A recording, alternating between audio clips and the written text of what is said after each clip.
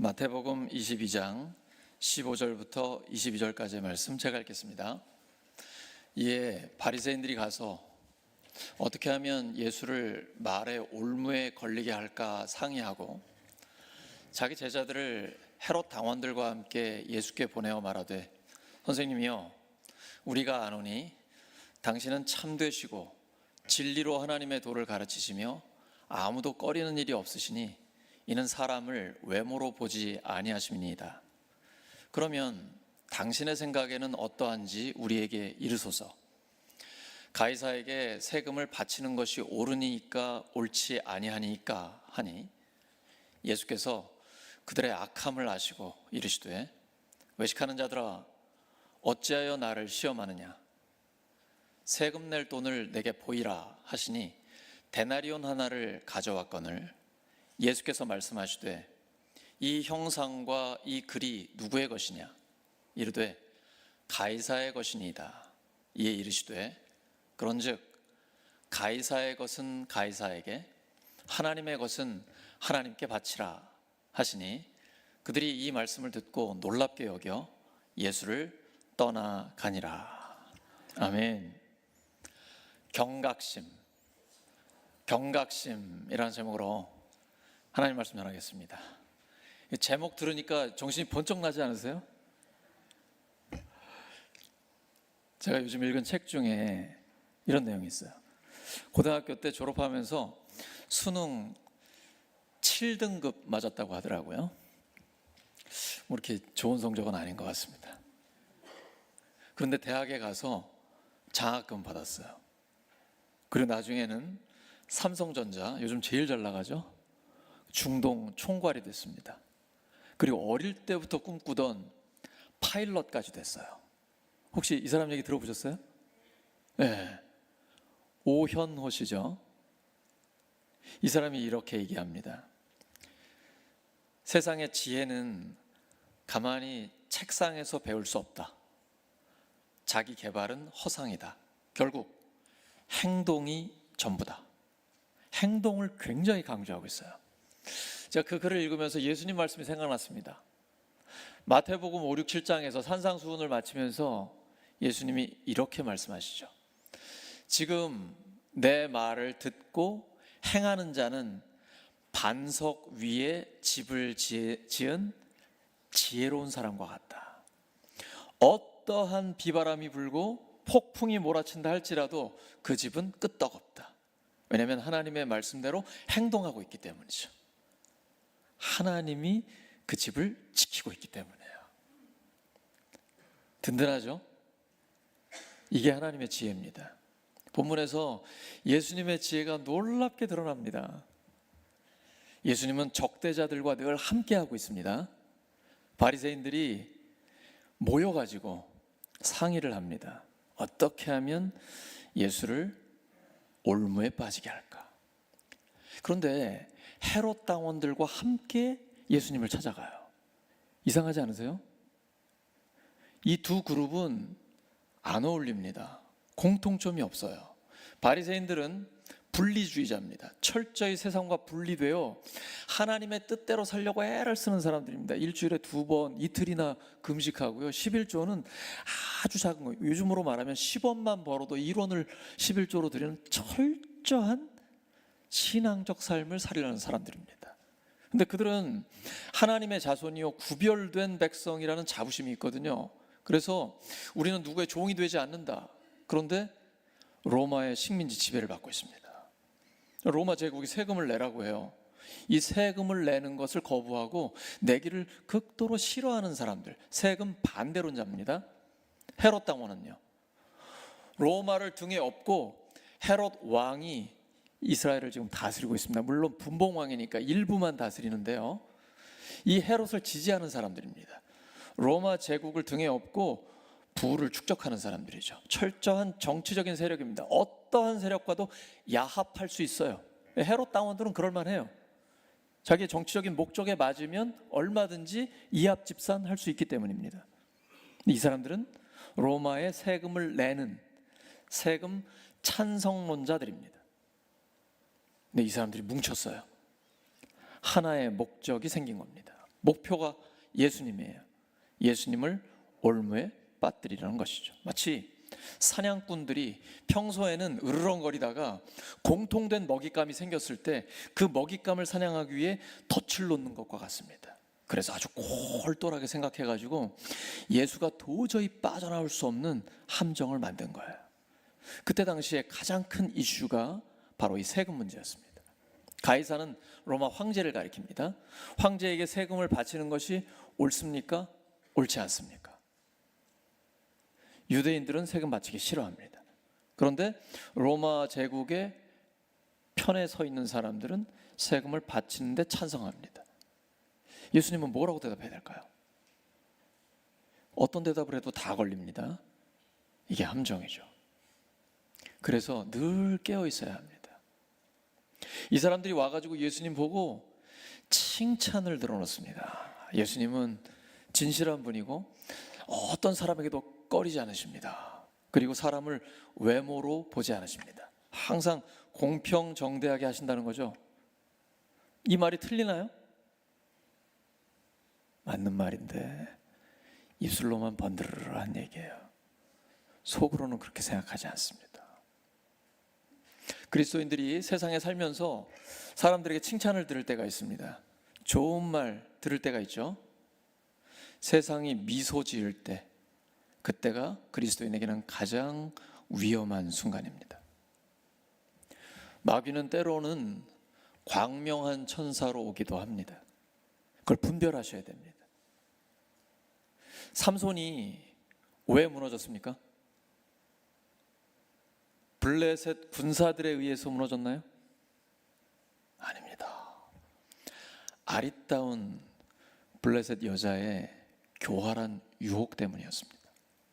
그 똑똑한 지혜로운 솔로몬이 왜 타락했습니까? 외부의 적 때문이었나요? 아닙니다.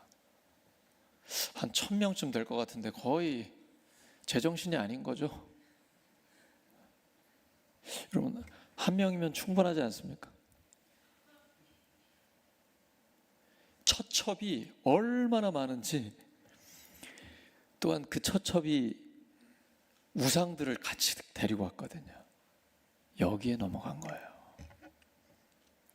우리는 아첨하는 사람들 조심해야 됩니다. 세상에서 자기들의 이기적인 목적을 위해서 그리스도인들을 유혹하는 사람들을 분별할 수 있어야 됩니다. 예수님은 그들의 악함을 알아보셨습니다. 그리고는 너희들 위선자들인데 왜 나를 테스트하고 있냐, 왜 나를 시험하고 있느냐라고 말씀하고 계시죠. 예수님은 그 시험에 걸리지 않으십니다. 예수님의 방법은 이거예요. 테스트를 하려고 하고 덫에 걸리게 만들려고 할 때 즉답 피하십니다. 그리고 오히려 질문으로 되치십니다. 일단은 판을 새롭게 까십니다. 자, 세금 내는 돈을 한번 가져와 봐라. 보여주죠. 데나리온이라는 로마 화폐입니다. 근데 예수님한테는 이 데나리온 하나가 없으신 거예요. 창조주 하나님, 모든 걸 갖고 계신 전능하신 하나님이 동전 하나가 없으신 거예요. 너무 가난하시죠. 근데 세상에서 가장 행복하신 분입니다. 모든 걸 가지신 분이 동전 하나도 손에 안 쥐고 계신 거예요. 근데 그들은 어떻게 로마 화폐 동전을 갖고 있을까요? 이게 그때 통용되고 있었거든요. 반대하는 사람들도 이 동전이 있어야 무역을 할 수 있습니다. 로마가 만든 도로, 로마가 공급하는 물, 그리고 그들이 외부의 적들로부터 보호해 주잖아요. 그러니까 로마 제국의 보호를 받으면서 경제 활동을 하고 먹고 살고 있는 거예요. 그걸 지금 보여주고 있는 것이죠. 예수님께서 그 동전에 누구의 형상이 있고 누구의 글이 있냐라고 물어보십니다. 거기에는 황제의 형상이 있습니다. 그리고 이렇게 써 있어요. 신성한 아우구스투스의 아들 티베리우스 시저 아우구스투스라고 되어 있습니다. 이 형상이 황제의 것이죠. 그 글도 황제를 위한 것입니다. 신성한 아우구스투스의 아들이면 티베리우스 황제도 역시 신성한 거죠. 그리고 뒷면에는 이 사람이 바로 대사제다라는 종교적인 의미까지 기록하고 있습니다. 즉 황제에게 경의를 표하고 황제를 숭배하는 것을 지지하는 것이 이 동전에 기록되어 있는 것입니다. 그들은 예수님의 질문이 무슨 의미인지 모르고 가이사의 것입니다 라고 대답을 합니다. 그때 예수님께서 가이사의 것은 가이사에게, 하나님의 것은 하나님께 바치라 라고 말씀하십니다. 너희들 로마 황제의 도움을 받고 있지 않느냐? 그러니까 당연히 로마 황제의 것은 되돌려줘야지.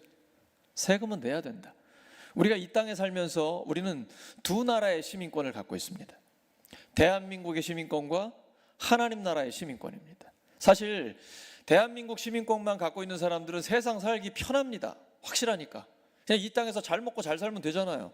내가 얻고 싶은 부와 명예와 권력과 쾌락과 그냥 즐기고 하고 싶은 대로 다 하면 되잖아요. 이 세상이 끝이라고 생각하니까.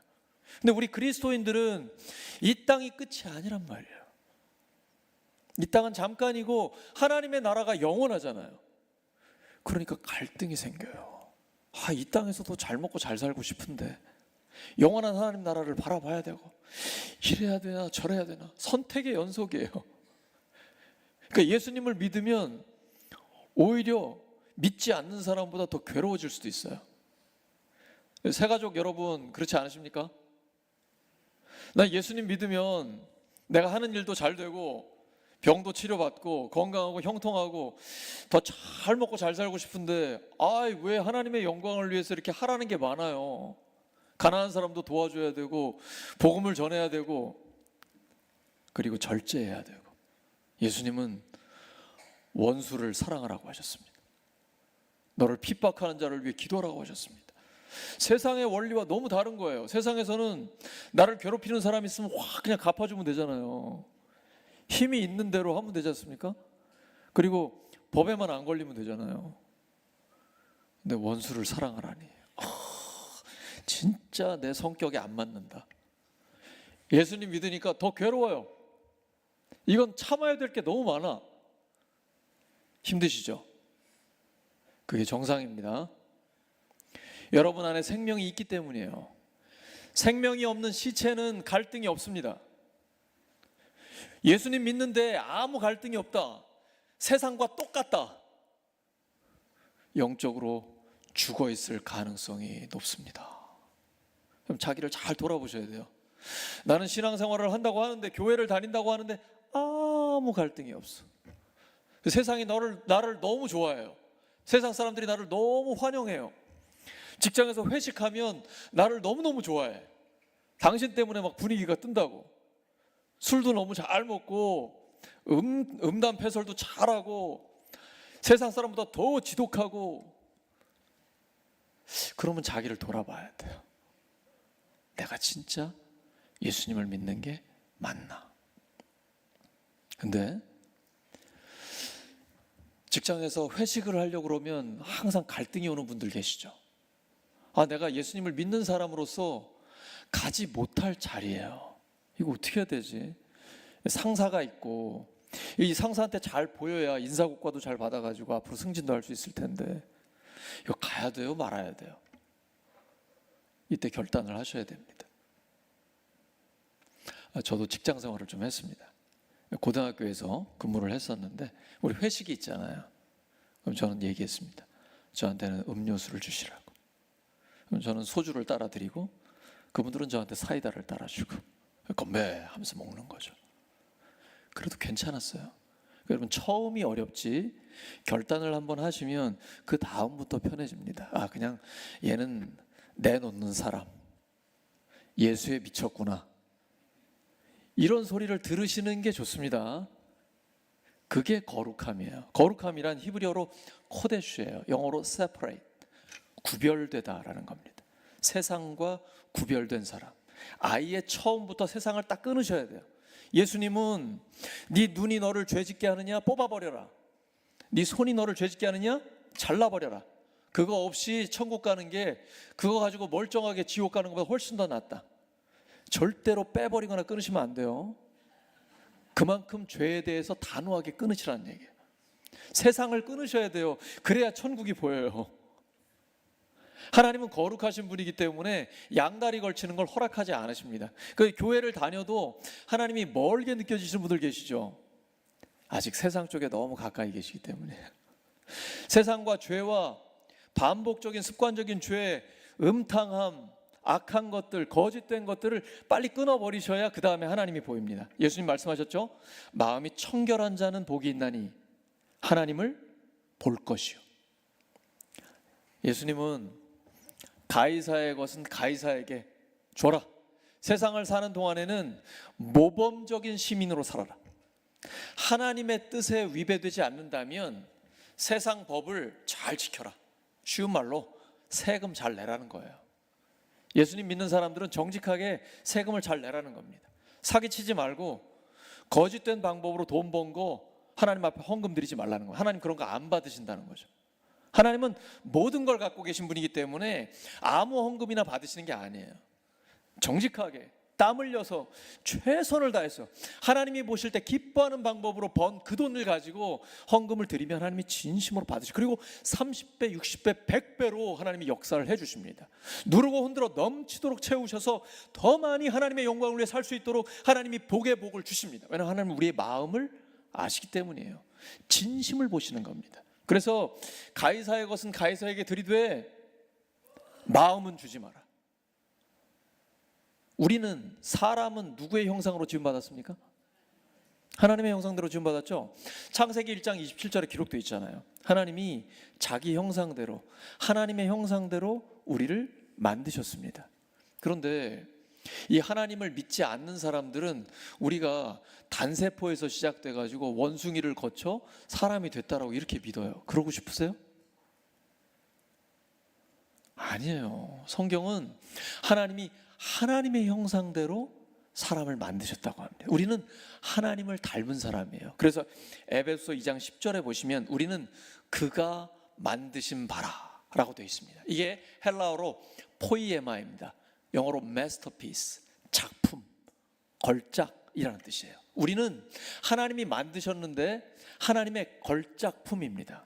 여러분, 한 분 한 분은 다른 누구와도 비교할 수 없는 하나님의 작품입니다. 거울 보면서 그 말씀 하세요. 하나님의 작품이다. 여러분, 거울 보면서 그런 생각 드세요? 점점 더 작품이 되어 가십니까? 이게 왜 깨졌냐면 죄 때문에 하나님의 형상을 잃어버린 거예요. 그래서 예수님이 오셨어요. 사람은 모두 다 죄인이기 때문에 스스로 하나님의 형상을 회복할 수 없습니다. 근데 죄 없으신 하나님이 사람이 되어 오셔서 우리의 모든 죄를 지시고 십자가에서 죄값을 치러주셨습니다. 그리고 부활하셨기 때문에 영원한 우리의 주님이 되셔서 죄와 죽음의 문제를 완전히 해결해 주셨습니다. 그래서 예수님 믿으면 하나님의 형상이 회복됩니다. 이 땅에 사는 동안 우리가 세상에 때가 묻고 유혹에 흔들리고 어려움이 있지만 하나님은 우리 안에서 하나님의 일을 이루어 주십니다. 하나님은 이미 세상이 지어지기 전에 우리를 정하셨어요. 너는 내 자녀다. 내가 너를 보배롭고 존귀하게 여긴다. 내가 너를 사랑한다. 내가 너를 지명하여 불렀나니 너는 내 것이라. 내 것이라. 너의 하나님이라. 하나님이 나 한 사람을 콕 집어서 지명하여 부르셨어요. 너는 나의 딸이다. 나의 아들이다. 라고 말씀하신다고요. 그래서 계속해서 우리의 마음속에 예수님의 마음을 주시고 하나님의 형상을 회복시켜 주십니다. 점점 더 예수님을 닮은 사람으로 만들어 주세요. 예수님 믿으면 하루 이틀, 1년, 2년, 10년, 20년 지나면 지날수록 점점 더 얼굴이 밝아져요. 왜냐하면 우리 안에 하나님의 기쁨이, 하나님의 평강이 넘쳐나기 때문이에요. 그러니까 거울 보면서 내 얼굴이 변한다? 이러면 정상이에요. 신앙생활 잘하고 계신 거예요. 하나님의 작품이 되어 가는 겁니다. 근데 얼굴을 봐도 점점 더 어두워진다? 그러면은 내 신앙생활을 돌아보셔야 돼. 왜냐면 하나님은 빛이시잖아요. 하나님께는 어둠이 전혀 없습니다. 그래서 예수님을 믿는 사람은 하나님의 빛의 자녀가 되기 때문에 점점 더 인생이 밝아지게 되어 있습니다. 우리 옆에 계신 분들 축복해 주시기 바랍니다. 당신의 인생은 점점 더 밝아지실 것입니다.